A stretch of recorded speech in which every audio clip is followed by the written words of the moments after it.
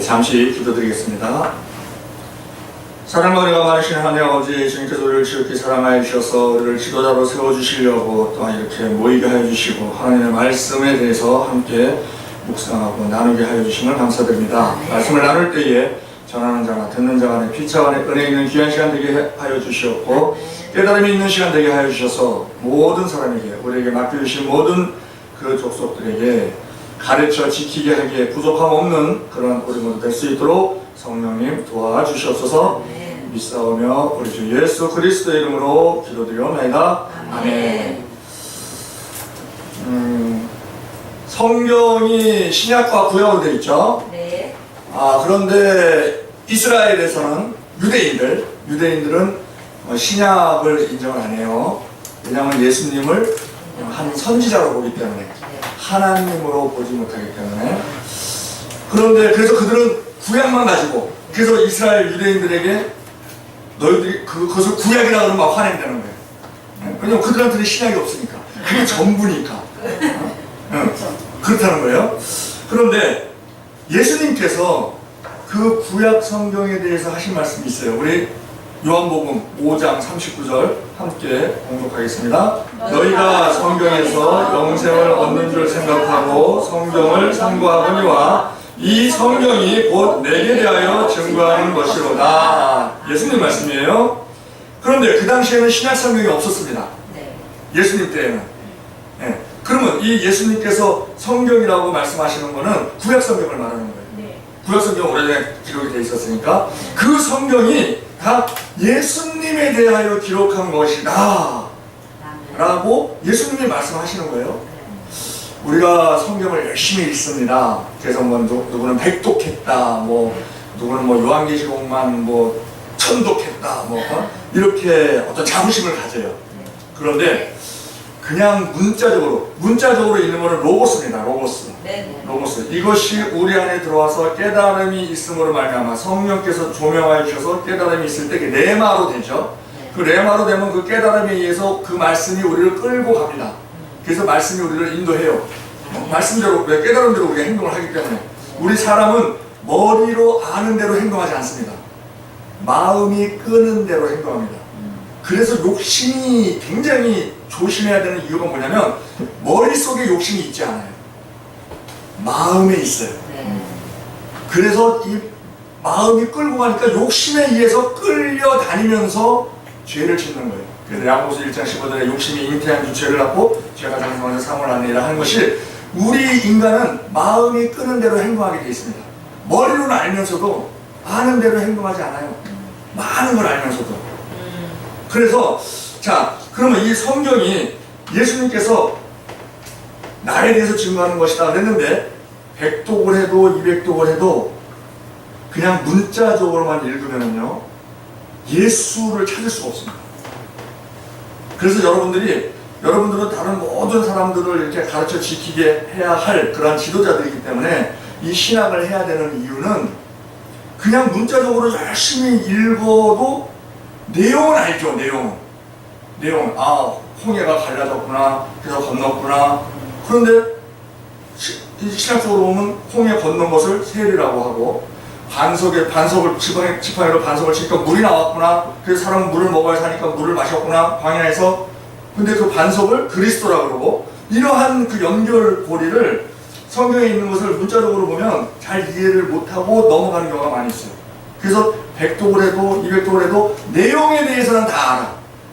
요셉이 감옥에 갔다가 총리가 되고 이렇게 내용에 대해서는 다 아는데 그 안에서 예수님이 거기에 있는데 그것을 찾기가 쉽지 않다는 거죠. 그래서 여러분들이 이렇게 가르침을 받아야 된다 하는 겁니다. 구약이 예수님께서 말씀하셨어요. 나에 대해서 얘기한 것이다. 그런데 그 구약을 이렇게 덩어리로 이렇게 지어보면요, 예수님의 모양이, 예수님의 사역이 이렇게 나와 있는 것이, 예수님께서 사역이 뭐예요? 십자가에 인류의 모든 죄를 다 짊어지시고, 죄를 알지도 못하신 분이신데, 죄를 다 짊어지시고, 죄의 값은 사망이거든요. 그것은 하나님께서 만들어 놓으신 공의예요. 그런데 이 땅에서는 의인 중에 의인이 없나니 하나도 없으니까, 그 대속물로 쓸 사람이 없어요. 그러니까 그러니까 예수님께서 친히, 예수님은 하나님이시거든요. 아멘. 그 빌립보서 2장 5절에 너희 안에 이 마음을 품으라 곧 그리스도 예수의 마음이니 그는 근본 하나님을 본체시나 아멘. 하나님과 동등됨을 취할 것을 여기지 아니하시고 그렇게 말씀하시잖아요. 그러니까 그 하나님이신 예수님께서 이 땅에 육을 입고 오셨어요. 육을 입고 오신 이유는 뭐냐? 육을 입지 않으면 죽을 수가 없기 때문에. 그럼 죽지 않으면 죄의 문제를 해결할 수가 없으니까. 그래서 우리가 십자가에서 예수님께서 사단의 뱀의 머리를 상하게 했다 그래요. 그러면 십자가에서 왜 어떻게 해서 십자가에 돌아가셨는데 그게 뱀의 머리를 상하게 한 거지? 자, 사단은요 뱀으로 이렇게 비유를 하잖아요. 사단은 뱀이라고도 용이라고도 하고, 사단은요 목적이 뭐냐면 인간에게 죄를 짓게 해서, 그것이 아담에서 하와부터 시작하잖아요. 죄를 짓게 해서 하나님부터 멀어지게 하고 지옥으로 가게끔 하는 것이 사단이 하는 일이에요. 그게 자기 권세야. 흙을 먹는 권세. 우리 몸이 흙으로 되어 있잖아요. 그러니까 겉사람을 그냥 공격하는 그러한 그 권세가 있고 사망 권세가 있어요. 사단이 그 사망 권세가 있고 어둠의 권세가 있고. 그런데 예수님께서 십자가에서 죄의 문제를 해결하셨어요. 그래서 그 예수님께서 십자가에서 흘리신 보혈의 공로를 믿는 믿음을 가진 자는 죄를 지어도 살 수 있는 길이 열렸어요. 멸망당하지 않은 길이 열렸어. 그러니까 사단은 망한 거예요. 그래서 예수님께서 십자가에서 사단의 머리를, 뱀의 머리를 상하게 하신 겁니다. 그리고 또 사망 권세를 가지고 있는데 예수님 또 부활하셨네. 그러니까 사망 권세도 깨져버린 거야. 아멘. 네? 그러니까 한마디로 사단은 그냥 망한 거예요. 이 십자가상에서. 그런데 이 십자가를 구약에서 예수님의 모습을, 사역을 이렇게 나타내주는 대표적인 것이 뭐냐면 제사. 5대 제사 있죠? 제사. 그리고 절기가 있어요. 7개 절기가 있어요. 절기. 그리고 성막. 이런 것을 통해서 예수님의 모습이 그림자로, 구약은 다 예수님의 그림자입니다. 그림자는 모양은 알 수 있지만 그게 색깔이 무엇인지, 뭐 곳에 뭐 단추가 뭐 어떻게 달려있는지 이건 모르죠. 즉 구약에서 예수님에 대해서 뭐 이렇게 똑같이 실상과 똑같이 알 수는 없지만 그림자로서 아니면 또 예표로서 우리가 알 수 있게 해주는 것이 구약인데, 그 구약이 덩어리로 지어 보면은 제사하고 절기하고 성막으로 요것만 알면 구약에 대해서 예수님의 사역에 대해서 거의 90%는 아는 그러한 결과가 돼요. 그런데 구약이 그냥 읽어서 깨닫기에 그렇게 쉬운 내용이 아니에요. 특히 예언서 같은 건 더 그렇죠. 그것을 바울은 구약이 수건에 덮여져 있다 이렇게 얘기합니다. 그래서 그 수건을 벗겨야 된다. 수건을 벗겨야 예수 그리스도가 보인다. 왜? 수건으로 덮여있으니까 겉으로 수건만 볼 수 있는 거잖아요. 구약을 열심히 100번을 읽어도 사건만 알 수 있어. 사건. 아, 누가 어떤 일을 했다, 뭐 다윗이 뭐 어떤 일을 했다, 뭐 어떻게 했다, 뭐 이렇게 사건만 알 수 있어요. 그 속뜻을 모른다는 거지. 근데 그 속뜻을 알기 위해서는 수건을 벗겨야 되는데, 그 수건이 덮여있는 채로 지금껏 신앙생활을 하는 자들이 이단들이에요. 하나님의 성, 교회, 뭐 제7일 안식교회, 그들은 안식일 지켜야 된다고 해서 토요일날 예배를 드려요. 근데 예수님께서 안식일의 주인이시고, 그리고 진정한 안식은 그 부활로 인해서 오는 거기 때문에 예수님께서 언제 부활하셨어요? 안식 후 첫날 부활하셨어요. 제8일째 부활하셨다고. 그래서 그 부활로 인해서 우리가 그 구약의 안식일이 우리가 주일로서 승화되어서 우리가 지키는 것이 지금 우리가 주일이란 말이에요. 그런 것을 수건을 벗어야 알 수 있는데, 자, 우리 고린도후서 3장 12절로 18절, 고린도후서 3장 12절로 18절 함께 공독합니다.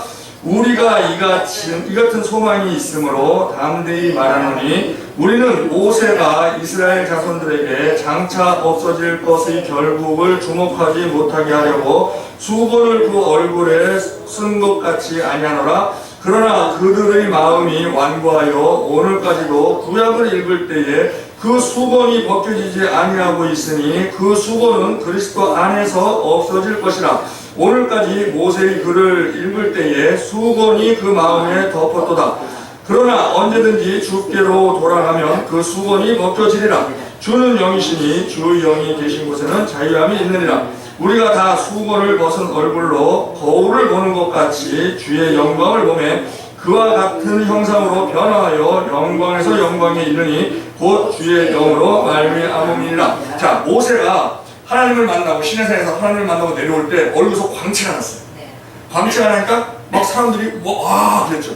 그러니까 모세가 그 광채를 가리기 위해서 수건을 썼어요. 그것은 뭐냐?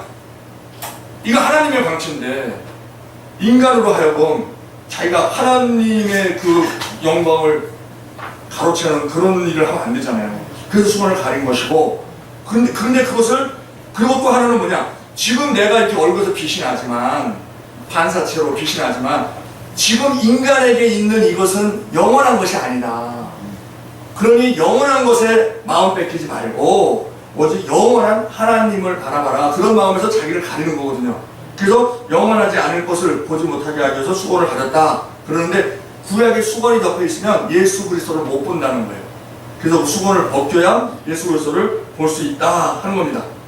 근데 성막이 우리가 예수님의 사역에 있어서 성막처럼 아주 자세하고 그냥 깊이 있게 나타내주는 비유가 없어요. 성막을 하나님이 왜 세우게 하셨느냐? 예수님의 사역을 미리 보여주시는 거예요. 그러기 위해서 성막, 그래서 우리가 성막을 열심히 공부를 해야 된다는 거예요. 예를 들면요, 예수님께서 십자가에서 몸이 찢기실 때 황소 2마리로도 찢을 수 없는 그 성막에 있는 지성소를 가리는 지성소 막이 있어요. 그 지성소 안에는 아무도 못 들어가죠. 1년에 한 번씩 대제사장만 들어가요. 그것도 자기가 속죄자 드리고 나서 1년에 한 번씩 들어가요.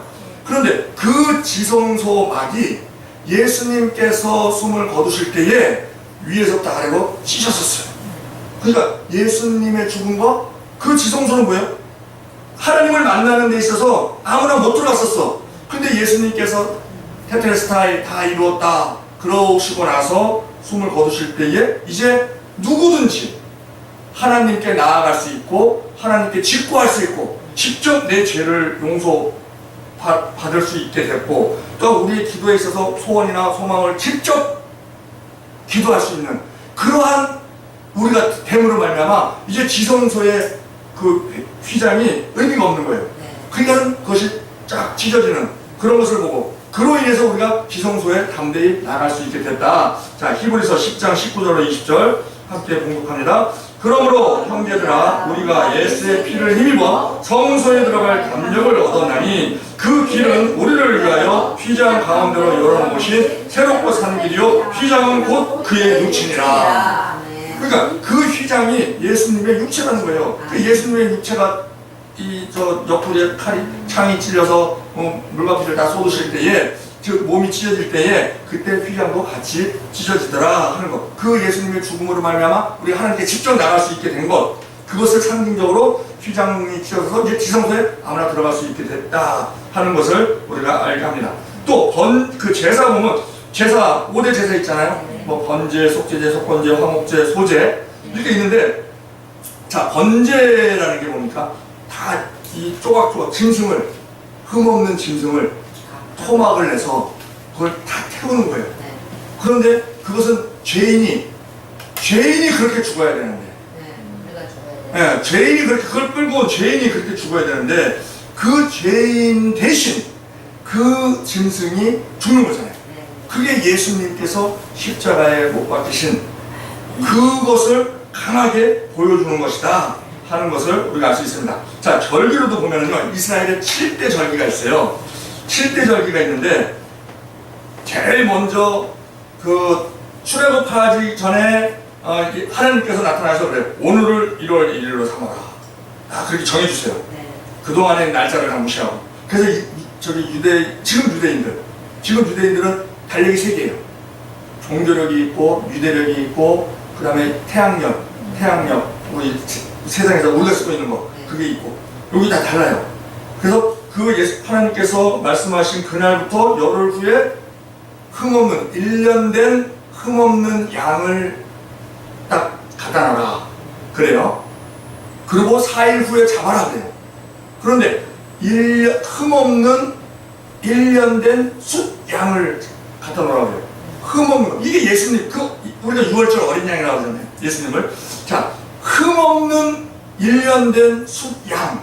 이게 예수님을 보여주는 거라는 거예요. 예표로. 자, 흠없는, 예수님께서 흠이 없으셨잖아요. 죄가 없으셨잖아요. 그러니까 흠없는. 그리고 1년 된 숫양이에요, 숫양. 예수님이 남자거든. 그러니까 숫양으로 해야 돼. 네? 암양으로 하면 안 돼요. 예수님을 보여주는 거니까. 예수님이 남자야. 그러니까 숫양으로 해야 돼. 네? 그리고 예수님이 젊잖아. 그러니까 1년 된 걸로 해야 돼. 그러니까 예수님 딱 맞춘 거예요. 그리고 예수님께서 그 양을 언제 잡냐면은 6월절 날. 그 6월절이라는 건 그때는 없었어요. 6월절은 이제 그 후에 저 장자 죽음이 생겨서 그 양의 피를 바르고 나서 이제 그 6월 되고 나서 죽음이 넘어지고 나서 6월절이 생긴 거죠. 네? 그러니까 그 6월절 날 6월절 어린 양으로 예수님께서 죽으실 때에 언제 잡냐면은 저녁에 잡습니다. 저녁인데 이스라엘은 저녁 6시 이후가 저녁이에요. 그런데 포도적은 언제부터냐면 3시부터요. 그 양을 언제 잡냐면요, 저녁에 먹어야 되잖아. 그러니까 3시에 양을 잡아요. 6월절 양을. 그때 출애굽할 때 3시에 잡는 거, 하나님 말씀대로. 그런데요, 예수님이요 6월절 날 오후 3시에 돌아가셨어요. 아멘. 네. 딱 이게 맞는 거예요. 이게. 예수님께서 항상 그러시죠. 나는 성경에 기록한 것을 응하려 합니다. 네? 그러니까 성경에 이런 것을 보면 이건 진짜 인간이 쓴 책이 아니다. 성령의 조명으로 말미암아 성령께서 쓰신 것이다 하는 것이 읽으면 읽을수록 깊이 보면 깊이 볼수록 그걸 알 수 있어요. 그런데 이 지금 7대 절기가 보면 제일 먼저 오는 게 6월절이에요. 네? 그게 1월 14일이야. 그 종교적으로 1월 14일. 1월 14일 날 6월절. 이게 이제 첫 번째 명절이에요. 유대인들이 지내는 첫 번째 명절. 그 다음에 6월절 다음에 그 다음부터 15일부터 일주일간 무교절이야, 무교절. 무교절인데 일주일간 지내니까 그 사이에 반드시 안식일이 뜁니다. 그래서 안식일날 뭘 하냐면요, 그때가 보리 추수 이제 할 때이기 때문에 보리를 추수해서 첫 열매를 드려요. 그게 초실절이에요. 그러고 나서 초실절부터 50일째 되는 날, 그때가 6월절입니다. 오순절입니다. 그리고 그 다음에 7월 1일이 나팔절이에요. 그 7월 1일이 그 종교적으로 7월 1일이 우리 달력으로 따지면 1월 1일이에요. 6개월 차이 나니까 1월 1일이에요. 새해가 시작되는 거야. 근데 거기는 7월 1일이야. 그때 나팔을 불어.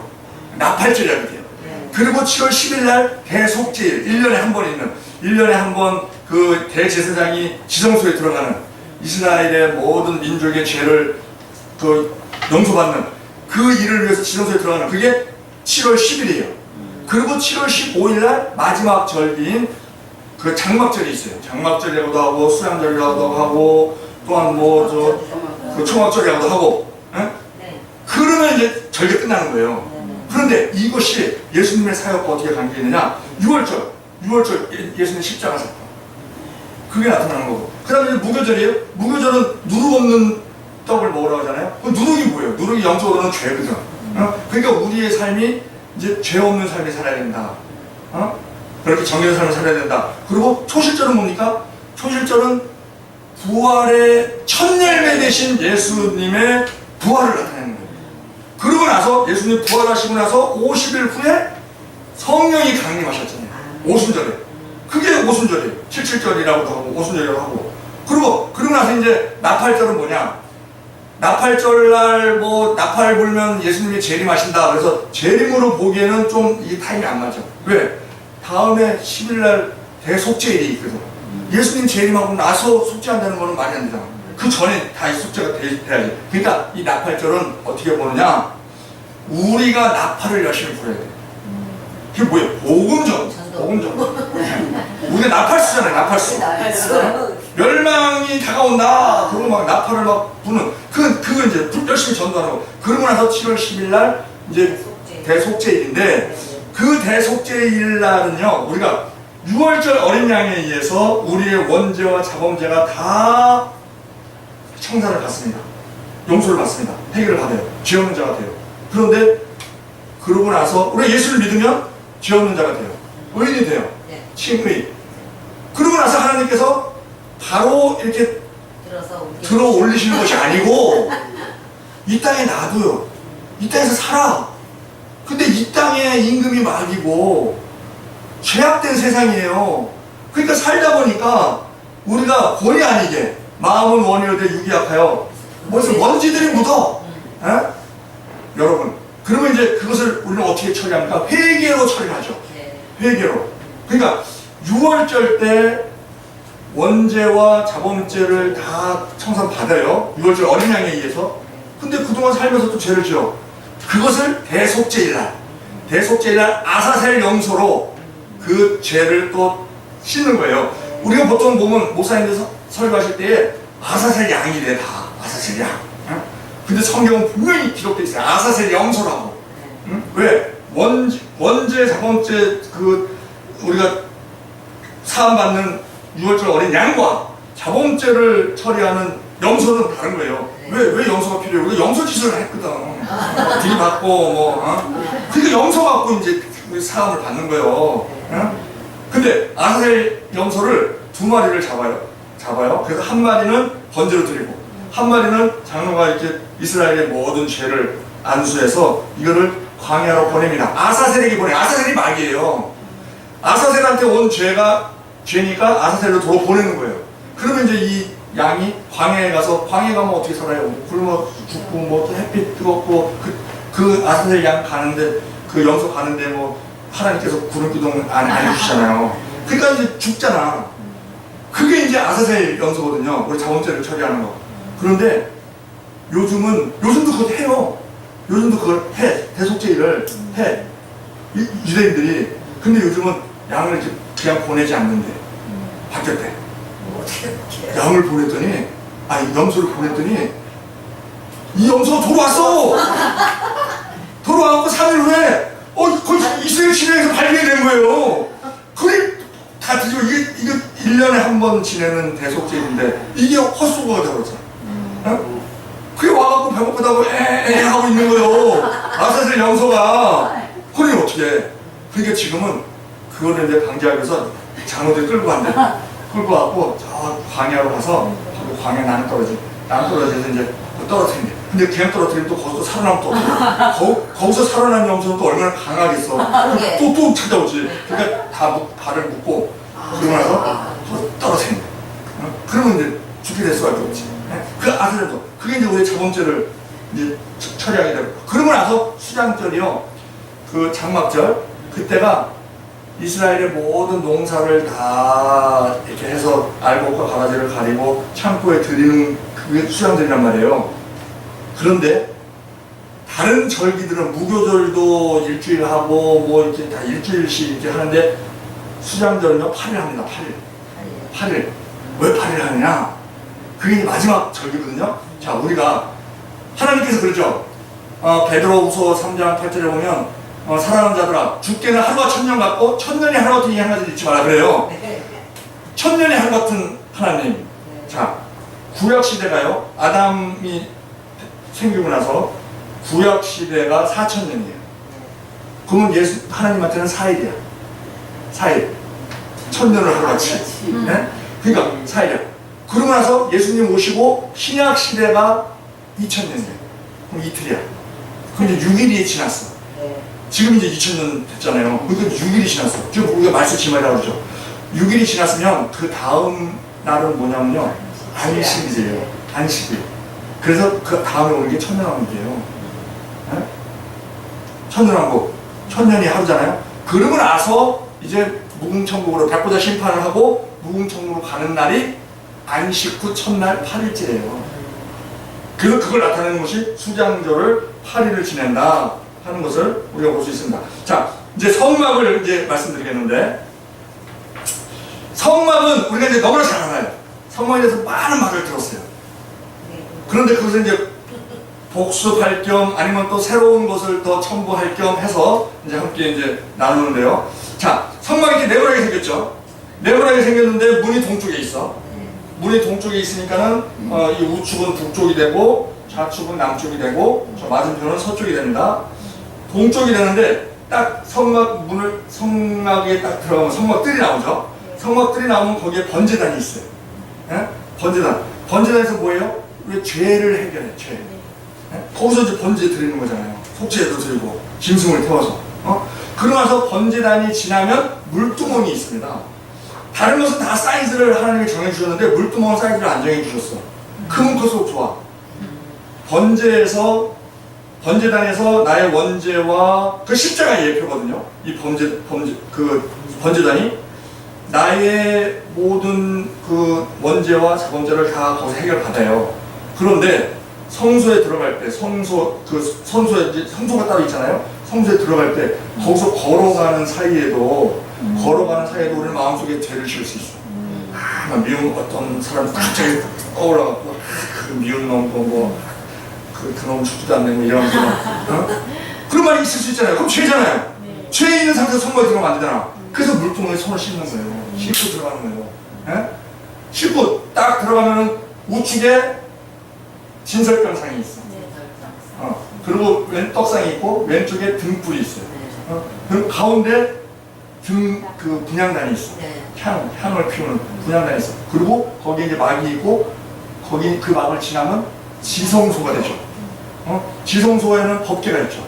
법궤 안에는 십자가 두 돌판이 있고 아론의 쌍난 지팡이가 있고 만나 담은 항아리가 있고 그렇게 있어요. 그런데 우리가 이 번제단에서 십자가에서 우리의 원죄와 우리의 모든 자범죄를 다 해결받습니다. 그런데 그 자범죄를 해결받는 데 있어서요, 과거에 지은 죄, 지금 현재 지은 죄, 미래에 지을 죄까지 다 사함받아요. 아멘. 그런데 아니 미래에 내가 무슨 죄를 지을지 어떻게 알아? 그리고 미래에 지을 죄까지 다 사함받으면 우린 뭐 막 죄 지어도 되겠네? 그러면 안 된다는 거죠. 근데 왜 미래에 대한 죄까지 사함을 받느냐? 자, 지금 우리가 2013년이죠. 지금 우리 살고 있죠.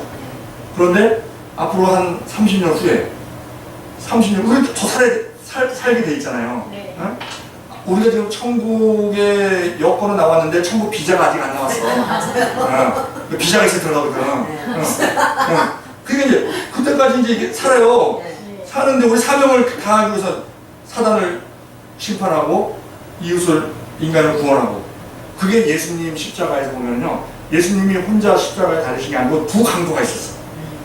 다들 뭐 이 낙원에 간 강도를 우편강도라고 그러는데 성경에 우편강도라고는 안 나와요. 그런데 이제 예수님께서 오른편에는 양, 왼편에는 염소, 그 양은 이제 저 천국 가고 염소는 지옥 가고 하니까 이제 우편강도 그러는데, 어쨌든 예수님 양쪽에 강도가 있었어요. 그것을 뭘 보여주느냐? 한쪽 강도는 구원을 받았어. 한쪽 강도는 구원을 못 받았어. 그것이 예수님 사역의, 십자가 사역의 인간 구원과 사탄 심판이 같이 이루어졌다는 걸 보여줘요. 왜 사망것을 깨뜨리는 그 일로 인해서 사탄 심판이 같이 이루어져요. 그것이 이쪽 강도가 멸망받는 거예요. 그리고 인간 구원, 강도들이 여태까지 하고 그러고 나서 구원 받잖아요. 너는 나와 함께 낙원에 있으리라. 그러면서 그것이 인간 구원을 나타내는 거거든. 그러니까 우리의 문제, 자, 우리가 지금 살고 있는데 30년 있다가 이제 부르심을 소천될 때에 그때 그 30년간 죄를 지었겠어 안 지었겠어요? 죄 짓지. 그러면 그 30년 후에 우리가 그 죄의 문제를 어떻게 해결해요? 회개로 해결하지. 그러면 지금으로 보면 미래야. 근데 그 당시에 보면 뭐예요? 다 과거야. 그러면 그 모든 게 다 용서받잖아요. 그러니까 지금 상태에서 보면 그때 있는 거를 미리 바라보면 우리가 미래에 지을 죄도 다 사함 받는 거예요. 왜? 그때 가서 우리가 해결을 할 거니까. 그런데 하나님은 속지 않으시는 분이기 때문에, 마음의 중심을 보시는 분이기 때문에, 나는 죄 지어도 회개하면 돼 이거는 회개 안 돼. 왜? 하나님이 마음을 여김을 받지 아니하시거든. 아멘. 부지북중에 진짜 통회하는 마음으로 내가 죄를 안 지으려고 했는데 어쩌다가 막 약해서 넘어지는 그런 상황, 아니면 뭐 다 다니다가 보니까는 먼지가 날아와서 뭐 나한테 묻어갖고 그러면 우리가 목욕을 했을 때 손발은 항상 씻어야 된다 하는 말씀이 그 말씀이잖아요. 자, 그러면 그 번제단에서 우리가 제사함을 받습니다. 그리고 물두멍에서 이제 그 자범죄를 이제 해결을 받고, 그리고 성소 안에 들어가요. 성소 안에 들어가면 우편에 떡상이 있다 그랬어. 근데 왜 우편에 떡상이 있어야 되고 왼편에 등대가 있어야 되냐? 이게 바뀌면 안 되냐? 우편에 등대가 있으면 어떻고 왼편에 떡상이 있으면 어때? 근데 그게 아니에요. 왜냐? 자, 떡은요 보리로 만들어요. 곡식으로 만들어요. 떡은. 등불은요 감람류 기름으로, 올리브 기름으로 이게 계속 기름을 넣어줘야 이게 불이 이제 팝니다. 그렇죠? 그런데 이 농사가, 곡식 농사가 잘 되려면요 북쪽에서, 이게 북쪽이잖아. 북쪽에서 찬바람이 불어줘야 돼. 그래야 이 곡식이 익어. 그리고 이 올리브가, 이 농사가 잘 되려면 남쪽에서, 아라비아 사막에서 뜨거운 바람이 불어줘야 돼. 이게 많이 바뀌어갖고 북쪽에서 찬바람 불면 올리브 농사 망하고요, 남쪽에서 뜨거운 바람 불면 농사 망해요. 그러니까 이게 다 뜻이 있는 거야. 왜 오른쪽에 떡상이 있어야 되고 왼쪽에 그 등대가 있어야 되느냐. 그리고 가운데 이제 분향단이 있죠. 근데 이 떡상은 뭐예요? 떡은 우리 말씀이잖아, 말씀. 그 떡을 먹듯이 우리 말씀을 매일매일 먹어야 된다 이거예요. 그리고 이 감람류, 이거는 감람류가 상징하는 거는 성령이에요, 성령. 그럼 감람류 기름을 계속 부어줘야 하듯이 성령 충만해야 된다는 거예요. 그러면 왜 성령 충만해야 되느냐? 성령 받으면 구원은 받아요. 근데 구원에서 끝이야. 성령 충만 받아야 사역을 해. 왜? 능력을 받기 때문에. 네. 그래서 근데 이 등불을요 가만히 보면은 불이 이렇게 켜져 있잖아요. 불이 감람주를 태우면서 불이 켜져 있죠. 근데 이 불이요 가만히 있는 불은 하나도 없어요. 다 움직여요. 다 일하네. 그렇지. 그와 마찬가지로 성령 충만해서 가만히 있지 말고 계속 부지런히 움직이라는 거예요. 부지런히. 그게 이 등대가 뜻하는 거예요. 그럼 앞에는 이제 분향단이야. 분향단은 향을 피우는 거다, 향을. 근데 성경에서 새 옷은, 이 의복은 우리 행실을 말하는 것이고, 향은 기도를 말하는 거예요, 기도. 요한계시록 5장 7절에요. 어린 양이 나와서 보좌에 앉으시니 오른손에서 책을 취하시니라. 책을 취하심에 네 생물과 24 장로들이 어린 양 앞에 엎드려 각각 검은고와 향이 가득한 금대접을 가졌으니 이 향은 성도의 기도들이라. 근데 이 향이 하나님 앞으로 올라간다는 거예요. 성도의 기도와 함께. 요한계시록 8장 3절에 또 다른 천사가 와서 제단 곁에 서서 금향로를 가지고 많은 향을 받았으니 이 향은 모든 성도의 기도와 합하여 보좌 앞 금단에 들어오자 합니다. 향연이 성도의 기도와 함께 천사의 손으로부터 하나님 앞으로 올라가는지라. 그러면 자, 이 진설병은 우리 말씀 읽어라. 그리고 이 등불은 우리 성령 충만해서 열심히 사역해라. 그리고 향은 뭐예요? 기도 열심히 해야지. 기도 열심히 해요. 그런데 그 기도하는데, 자, 세상에 우리는 영적인 존재이기 때문에, 인간은 영적인 존재이기 때문에 항상 영적인 행위를 해요. 비나이다를 해. 네. 바위 보고 비나이다, 뭐 나무 보고 비나이다. 이 기도지, 기도. 네? 모든 종교, 이 세상에 많은 종교가 있어요.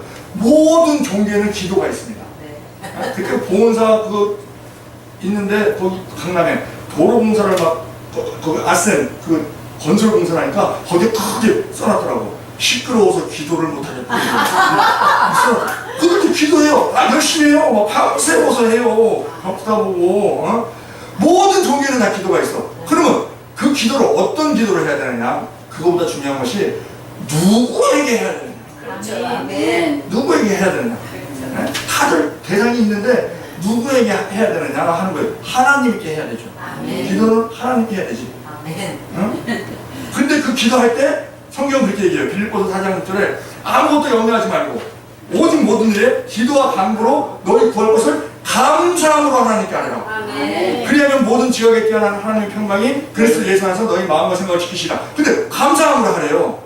아니 지금 문제가 기도할 때 우리가 어떨 때 기도해봐. 문제가 막 산적할 때 내가 해결할 수 있는 거는 내가 해결하면 돼. 그건 문제가 아니지. 근데 내가 해결을 못하니까 질병 문제, 우리 인간이요 살면서 많은 문제가 있어 보이지만 다 네 가지예요. 네 가지 안에 다 있어. 질병 문제, 물질 문제, 인간관계 문제, 법률 문제. 우리 아들이 뭐 시험을 봐서 뭐 빨리 좋은 대학을 서울대 합격해, 이게 법률 문제야.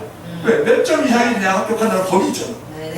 우리가 뭐 판사 앞에서 해야 법률 문제가 아니고 이런 그 취직, 우리 아들이 취직을 해야 되는데 이게 법률 문제야. 왜? 몇 점 이상이 돼야 합격이 되잖아. 이게 다 법률 문제예요. 그리고 인간관계 문제, 자녀 문제, 뭐 고부간의 문제, 뭐 부부 문제, 뭐 성도 간의 목회자와 성도 간의 문제, 뭐 다 인간관계 문제야. 그러니까 이 네 개 안에 다 있어요. 예? 질병 문제, 물질 문제, 인간관계 문제, 법률 문제. 근데 그 문제가 생기면 우리가 해결 못하는 문제가 생길 때 우리는 어떻게 해요? 기도하잖아요. 예? 기도하는데 감사함으로 하래. 아 지금 문제가 생겨갖고. 근데 왜 감사해요? 기도할 수 있는 상대가 대상이 확실한 대상이 있다는 것이 감사한 것이에요. 아멘. 그리고 하나님께서 해결해 주실 것이기 때문에 감사를 미리 하는 거예요. 미리. 선물 처리하는 거야.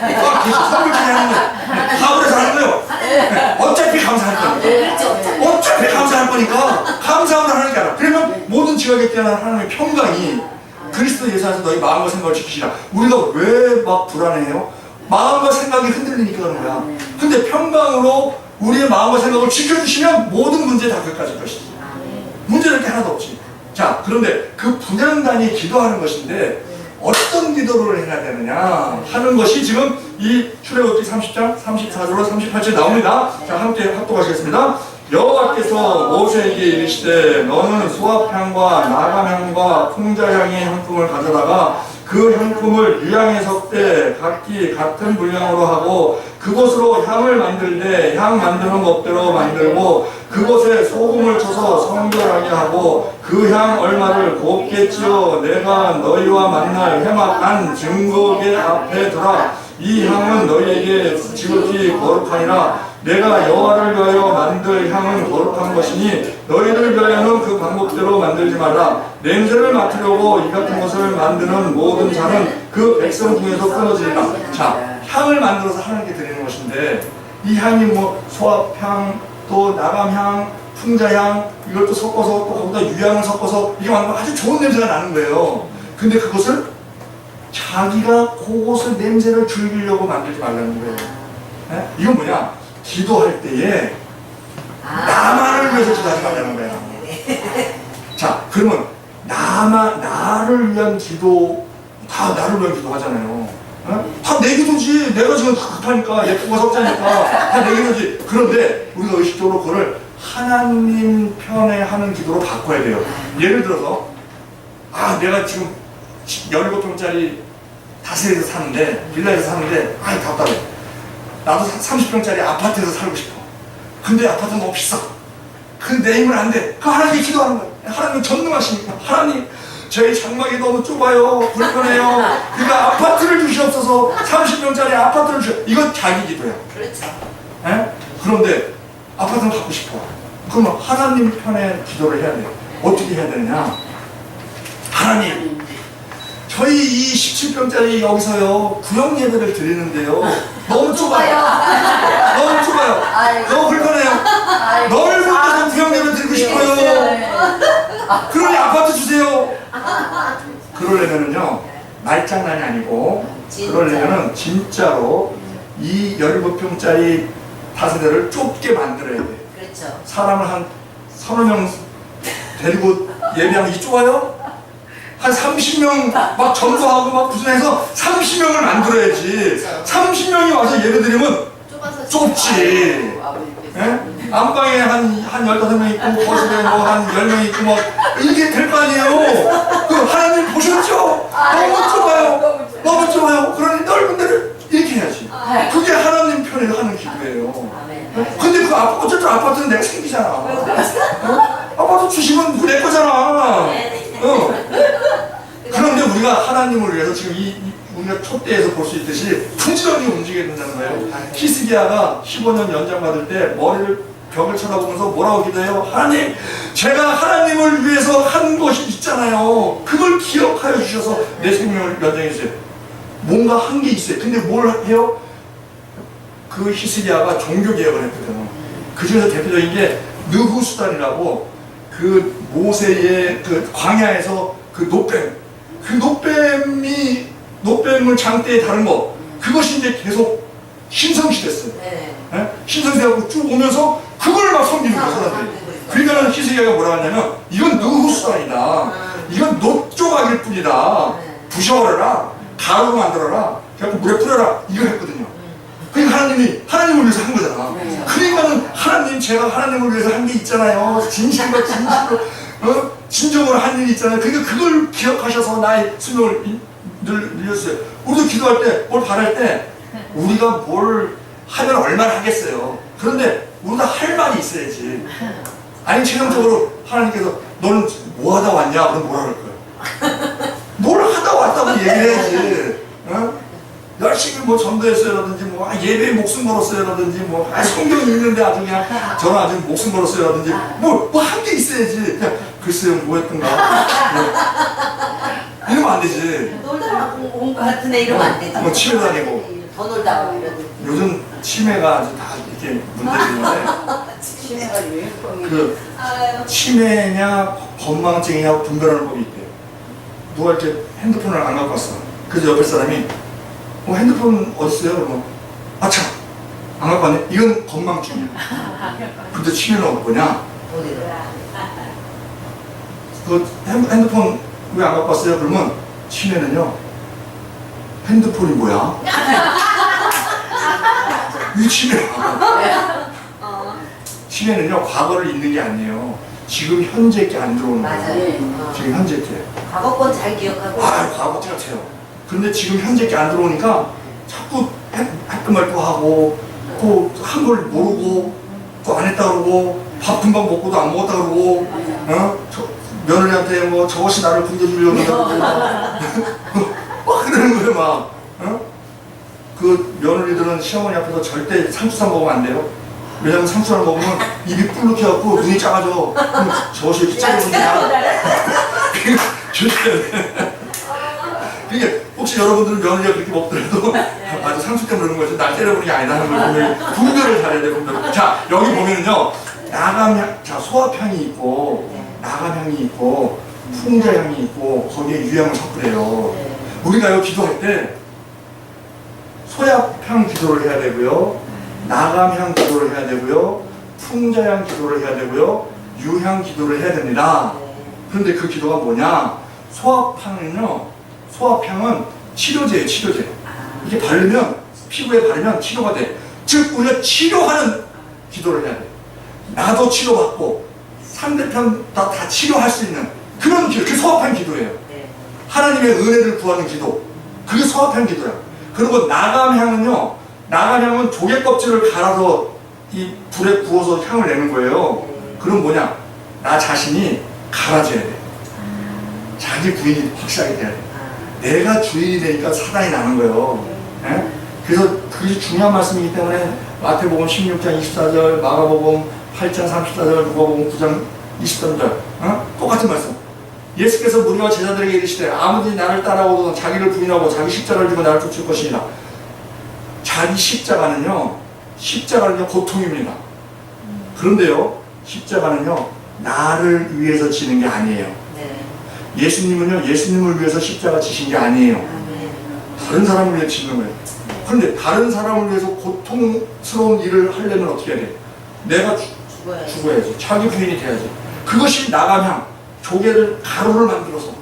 우리가 5대 제사 중에서 소제가 있습니다. 소제. 그러면 곡식을 드리는데 그 소제는 화목제랑도 섞어서 드리고 속건제랑도 섞어서 드리고 속제랑 섞어서 드리고 번제도 이렇게 섞어서 드려요. 근데 그 소제가 뭐예요? 곡식을 갈아서 만드는 거예요. 고운 가루. 곡식을 갈아서 만드는 것이 소재란 말이에요. 그것처럼 우리가 갈아져야 돼. 그게 나감향 기도입니다. 나감향 기도. 내가 살아있으면 안 돼. 그리고 풍자향 기도는 뭐냐? 풍자향은요, 이 향이 굉장히 진해.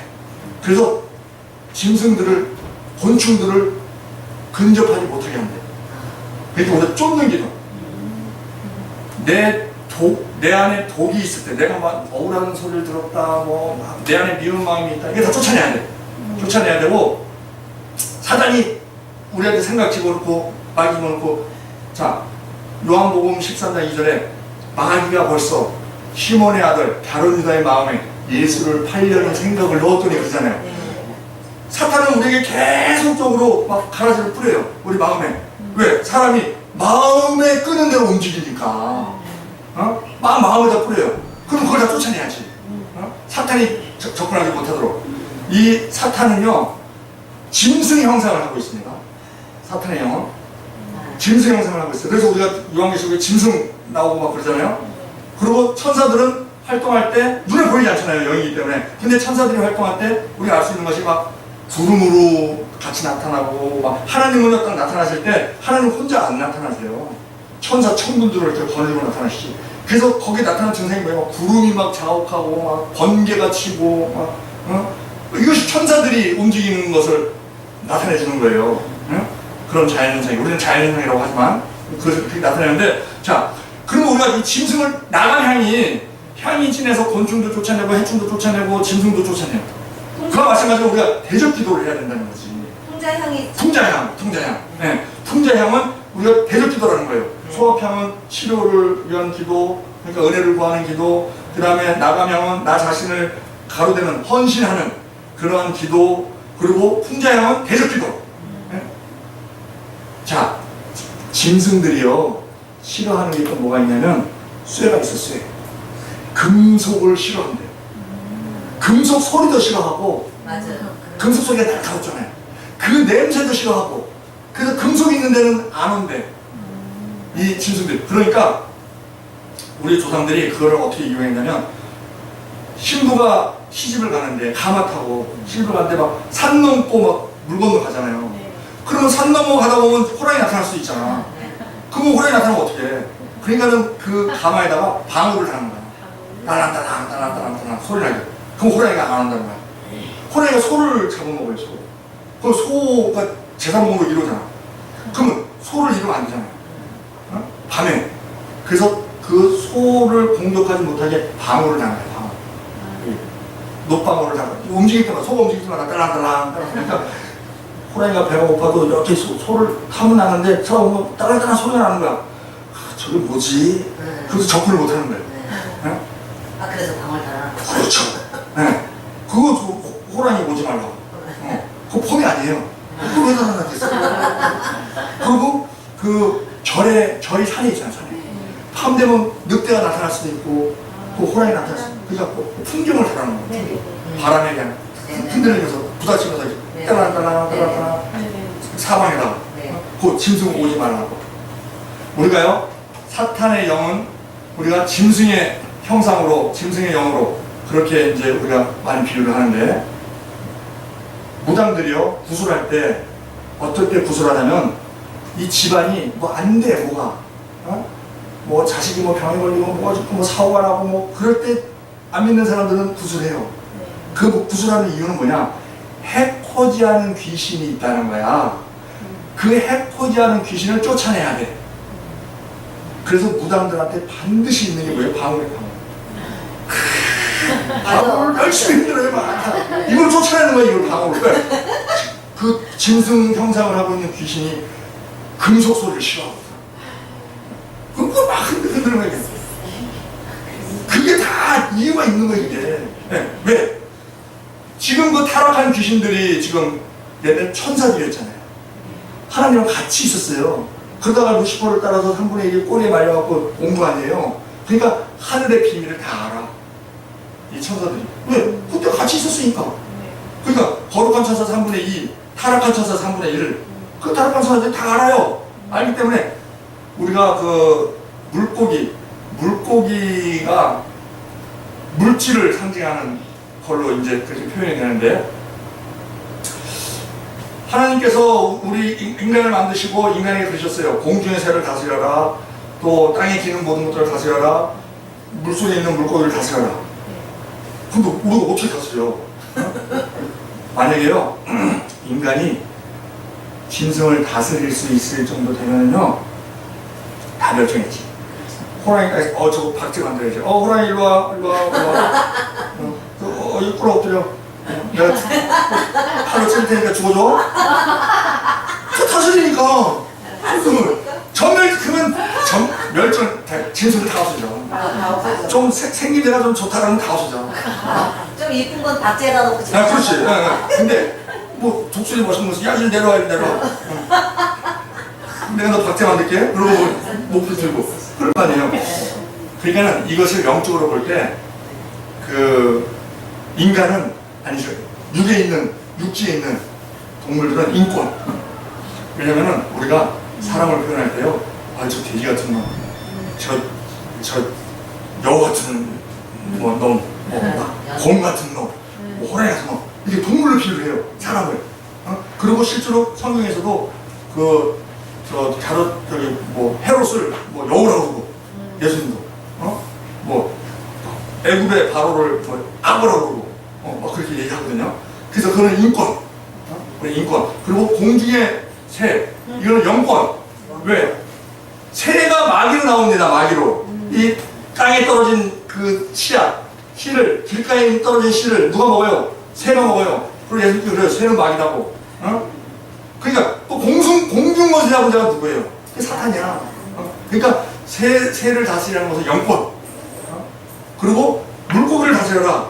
이거는 물권이라는 거예요. 그런데 이게 왜 물권이냐?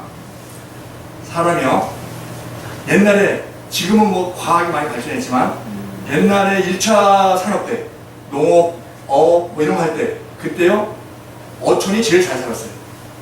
네? 어촌이 제일 잘 살았고 지금도 음식만 먹으려면 일식집이 제일 비싸. 그래서 그 물고기가 물건하고 자 봐봐요.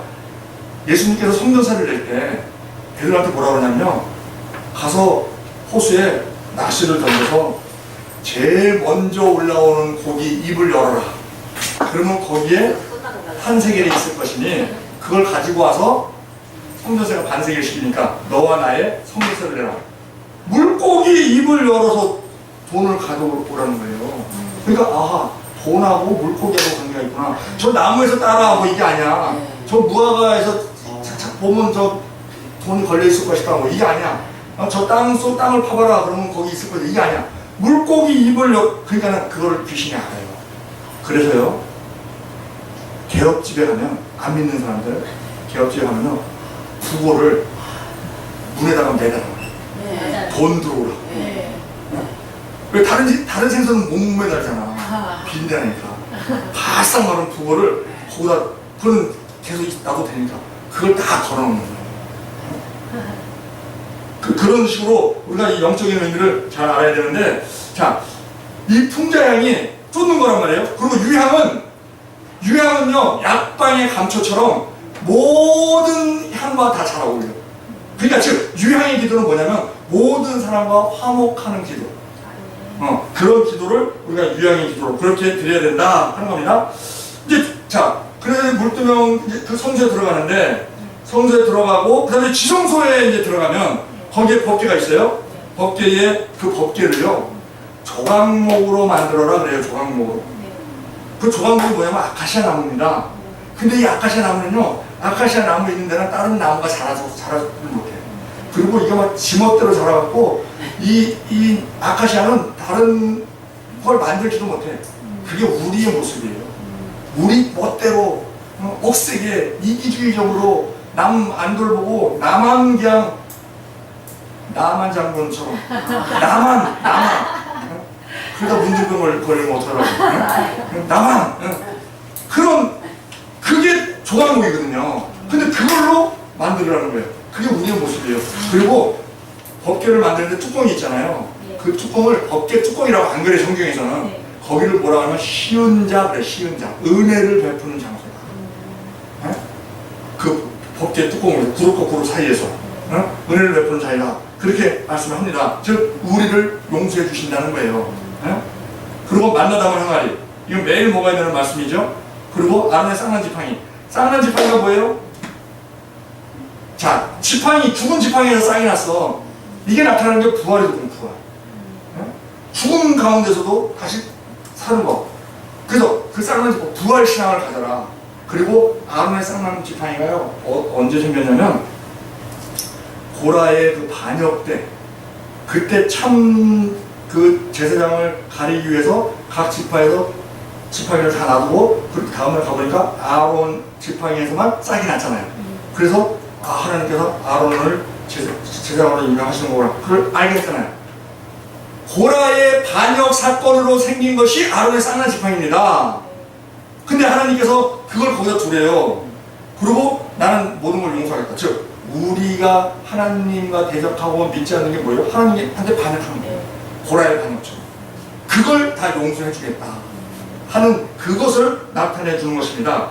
자, 우리가 마지막으로 성소에 우리가 성막을 이렇게 볼 때 성막 뜰이 있어요. 뜰. 그 다음에 성소가 있어요. 그 안에 지성소가 있어요. 우리 신앙에서 볼 때 성도들이 다 있는데 그들의 믿음의 길이와 넓이와 높이와 깊이가 다 달라. 각자 그 깊이와 높이에 따라서 받는 상급도 다 달라. 그런데 그 성도들을 이 성막에서 비유를 하면요, 성막 뜰에만 있는 성도가 있어요. 그리고 성소에 있는 성도가 있어요. 그리고 지성소에 있는 성도가 있어요. 그러면 이게 다 은혜가 달라요. 복이 달라. 하나님께서 주시는 복이 달라. 어떻게 다르냐? 성막 뜰에 있는 성도는요, 죄사함은 받아. 헌재단이 있으니까. 그리고 회개도 해. 물동이 있으니까. 그런데요, 구원은 받아. 그들은 누구냐면요, 그냥 주일 성수만 해. 그리고 뭐 주일 성수도 가끔 빼먹고 그러고 다녀. 그리고 다른 거 안 해. 성가대도 안 하고 뭐 봉사도 안 하고 뭐 안 해. 그냥 주일 성수만 해. 그냥 눈도장만 찍어 그냥. 그리고 그냥 목사님 설교할 때 그냥 집에 가신 말씀입니다. 놀래 자빠지겠습니다. 뭐 이러고 그냥 가. 이들은요 구원을 받아요. 그런데요 하나님의 복이, 자, 뜰에 있는 성도는요 밤 되면 어두워. 뜰에 있는 성도, 비 오면 비 다 맞아야 돼. 모래바람 불면 모래바람 다 맞아야 돼. 구원이요 두 가지가 있습니다. 영혼 구원이 있고 생활 구원이 있어요. 우리가 복복복복 바라는 게 생활 구원이거든. 구원, 영혼 구원을 받았으니까 계속 다고 하는 게 생활 구원이에요. 생활이 힘들다는 거지. 이 고난에서 건져달라는 거지.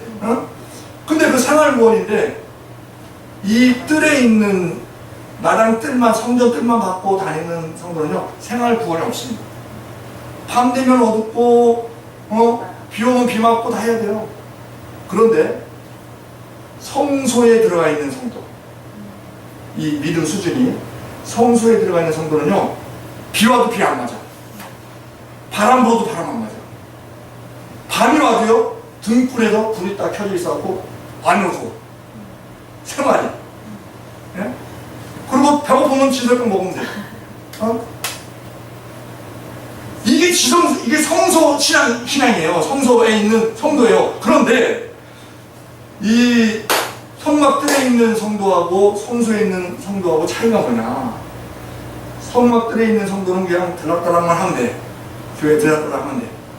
그런데 성소에 있는 성도는요, 진설금 떨어지면 진설금 만들어서 또 갖다 놔야지. 또 감나무 이것도 기름 떨어지면 또 기름 또 부어야지. 또 향 또 이거 또 그 향 떨어지면 또 향 또 갖다 보충해야지. 즉 말씀 열심히 읽어야지. 열심히 사역해야지. 또 기도 열심히 해야지. 이게 성소에 있는 성도예요. 그럴 때에 밤이 와도 안 어둡고 비가 와도 비 안 맞고 바람 불어도 바람 안 맞고 춥지도 않고 하나님의 은혜가 생활 가운데, 자녀 가운데 그렇게 있는 거예요. 거기서 더 나가서 지성소에 있는 성도가 있어. 지성소에는 뭐예요? 하나님을 만나는 곳이죠. 네? 그러니까는 그는 성경을 읽을 때 성소에 있는 성도는 그냥 떡 먹기만 해. 성경만 열심히 읽어. 근데 지성소에 있는 성도는 하나님을 만나야 되겠다. 말씀 한 구절 딱 붙잡고 하나님을 만나야 되겠다. 하나님 이게 무슨 뜻이에요? 그리고 막 기도하고 막 몸부림치고 그럴 때 우리가 말을 조심해야 되는 게 뭐가 있냐면요. 누군 그래요. 막 이렇게 신령한 사람들이 있어. 직통 계시, 뭐 하나님이 이렇게 말씀하셨다. 막 이런 사람이 있어요. 그리고 계시 받았다. No. 계시는요 성경으로 끝났습니다. 그러면 우리는 뭐라고 얘기해야 되느냐? 성경 말씀을 근거로 조명받았다. 우리는요 그 얘기해요. 생각에는 세 가지가 있다. 하나님이 주시는 생각이 있고 내 생각이 있고 마귀가 주는 생각이 있다. 그런데요 영적 세계에는 중간지대가 없습니다. 내 생각 없습니다. 내 생각은 육신의 생각이요 마귀의 생각이에요. 하나님의 생각이 아닌 것은 다 마귀의 생각이에요. 그러면 하나님의 생각과 마귀의 생각이 어떻게 구별을 하느냐? 성경에 있느냐 없느냐. 그래서 우리가 성경을 열심히 읽어야 돼요. 왜? 알아야 되니까. 이걸 맞춰봐야 되니까. 내가 지금 무슨 생각이 들었어. 근데 이게 하나님이 주신 생각이야? 아니면 마귀가 주는 생각이야? 그러면 찾아봐야지. 그러면 성경을 열심히 읽으면 뭐가 어디에 있고 뭐 어디 이런 거 알잖아요. 그러니까 그걸 열심히 해서 자, 이 성소에 있는 성도가 구원을 받는 그 생활구원 받는 예 중에 하나가요. 예수님한테 병치료를 많은 사람이 부탁했는데 수로보니게 여인이 자기 딸 귀신 들렸다고 치료해달라고 했어요. 그랬더니 예수님께서 뭐라 하냐면 아들에게 자녀에게 주는 떡을 개한테 주지 않는다. 이래요. 거절해요. 그리고 백부장 종이 병들었대. 그 백부장 그이 와서 우리 종 병 치료달라고 했더니 예수님께서 내가 친히 가서 치료해주겠다 했더니 백부장 아우 우리 힘들면 감당하지 못했으니 말씀만 하옵소서 그러잖아요. 그러면 하나님은 같은 이방인이에요. 서로 보는 게 이방인이고 그럼 차이는 뭐냐? 여기는 여자고 여기는 남자야. 그럼 남녀 차별하시나? 여자는 안 들어주시고 아니에요. 차이가 뭐냐? 이 백부장은요 유대인들이 얘기해요. 유대인들을 위해서 성전을 회막을 지어준 사람이에요. 그렇기 때문에 같이 기도를 해도 하나님을 위해서 헌신한 사람의 기도는 응답이 된다. 헌신하지 않는 사람은 하나님께서 더 기다리신다. 그 차이가 거기서 나는 거예요. 근데 지성소 신앙은 우리가 뭐 하나님을 만났다, 뭐 하나님이 이렇게 말씀하셨다, 그거 다 그런 귀담아 듣지 마시고, 그러면 우리가 지성소 신앙은 다른 게 뭐냐? 아론의 쌍난 지팡이 부활 신앙이 있고요. 가장 강력한 신앙입니다. 기독교에만 있는 신앙이에요. 부활 신앙이 있고요. 그 얘기는 그리고 그 율법 돌판 두 개가 있잖아요. 그러면 그 율법을 생활에 적용하는 그 말씀대로 사는 게 안 됩니다. 우리 겉사람이 죄성이 있기 때문에 말씀대로 못 살아요. 그런데 말씀대로 못 사는데 하나님께서 말씀대로 살아라고 하셨느냐? 그게 아니에요. 우리 힘으로 안 되기 때문에 하나님께서 우리에게 되도록 선물을 주신 것이 성령입니다. 성령이 시키는 대로 하면 돼요. 그러기 위해서 필요한 것이 자기 부인이고. 그러면 성령에 따라서 하면 어떤 일이 벌어지냐면요. 내가 어떠한 일을 할 때 내가 요 일을 하면 내가 손해가 돼. 안 하면 이익이 돼. 그런데 안 하는 게 하나님 말씀에 어긋나. 그러면 안 해. 안 하면은 이득이 돼요. 이득이 되는데 즐겁지가 않아. 성령의 사람. 그런데 어떤 일을 하면 내가 엄청 손해를 봐. 그 사람 뭐 헌신해야 되고, 뭐 내 물질을 줘야 되고, 뭐 시간을 드려야 되고. 그런데 그것을 자기가 손해가 많이 보는데 그걸 해. 그러면 이 세상에서 돈으로도 살 수 없어요. 권력으로도 살 수 없어요. 명예로도 살 수 없는 기쁨이 내 안에 막 충만하게. 그 맛을 하는 거예요. 우리가 뭐 헌신해야 된다. 뭐 봉사해야 된다. 머리로 아는 대로 행동하지 않는다니까, 인간이. 마음이 이끄는 대로 행동하지. 마음속에 기쁨이 있어야 돼, 마음속에. 그러기 위해서 성령께서 이끄시는 대로. 그것을 가능하게 하는 것이 지성소 신앙입니다. 그럴 때 사람들은 그러죠. 저 사람은 지금 죽을 지경인 것 같은데, 굉장히 힘든 것 같은데, 감사하대. 내가 볼 때 뭐 정신이 도는 건 아닌 것 같은데, 기쁘다 그러고, 감사하다 그러고, 그러면 뭐, 낙심하지가 않네? 야, 예수 믿는 사람은 과연 다르구나. 이런 것을 우리가, 그것이 증인입니다, 증인. 아멘. 예수 그리스도의 증인. 말로 증인하는 게 아니에요. 우리 행동으로 증인하는 것이죠. 네, 이상 말씀을 마치고 기도드리겠습니다. 사랑하고 하신 하나님 아버지, 저희 기도를 지극히 사랑하셔서 오늘도 또한 하나님의 말씀을 토대로 서로 이렇게 말씀을 교제하게 해주시면 감사드립니다. 우리가 말씀대로 성막에서 나타난 것처럼 우리의 신앙이 더욱더 업그레이드되게 하여 주시옵고, 그리고 우리가 많은 것을 알아서 모든 사람들에게 가르쳐 지키기에 부족함이 없는 그런 우리 되기를 원합니다. 그로 말미암아 하나님께 영광을 올려드릴 수 있는, 크게 도구로 쓰임받을 수 있는 그런 우리 모두 됨으로 말미암아 큰 상급받고 면류관 받는 우리 모두 될 수 있도록 성령님 도와주시옵소서. 감사드리며 우리 주 예수 그리스도의 이름으로 기도드리옵나이다. 아멘.